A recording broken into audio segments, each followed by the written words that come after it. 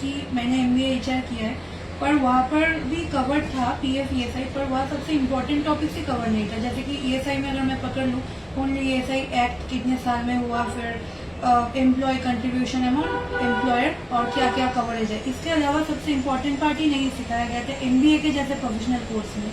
और यहाँ पर आके मेरे को पता चला कि कितने स्लैब्स के अंडर कैलकुलेशन किया जाता है, कितना % मिलता है, और उसके अलावा भी ESI में जो पेंशन सिस्टम है वो MBA के जैसे इतने बड़े कोर्स में नहीं बोला गया था। और अगर नहीं बोला जाएगा तो in future as a employer मैं कंप्लेंट्स के बारे में मेरा नॉलेज नहीं रहेगा और मैं अदर जूनियर्स को भी मैं अवेयर नहीं कर पाऊंगा। तो ये एक बहुत बड़ी चीज़ है।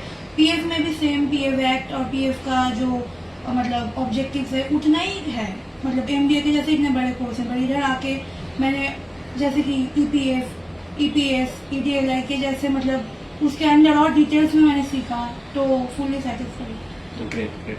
बहुत सारे आप कुछ पॉइंट्स हाईलाइट कर सकते हो क्या? जैसे मैं जानना चाहती हूँ, बता रही है बहुत कुछ सीखा, तो मैं एक बार समझो भी तो ये जेन्युइन है कि नहीं। आखिर कुछ पॉइंट्स से पूछ लेता हूँ, जान लेता हूँ, तो कुछ पॉइंट्स से शेयर करें हमारे साथ। जो PF ESI में उन्होंने क्या ऐसा डिस्कशन हुआ जो कॉलेज में नहीं बताया गया और यहाँ पे उन्होंने समझा।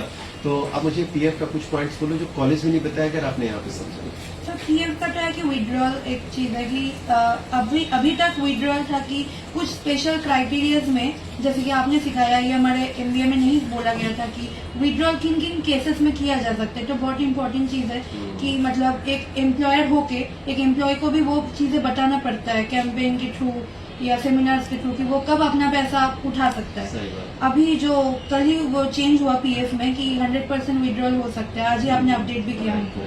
तो वो सिनेरियो से कब कब कौन से केसेस में वो विड्रॉ कर सकते हैं, ये बहुत ही जानने का चीज़ है, क्योंकि उनका पैसा है, उनको विड्रॉल का भी पूरा होना चाहिए नॉलेज। बहुत अच्छा।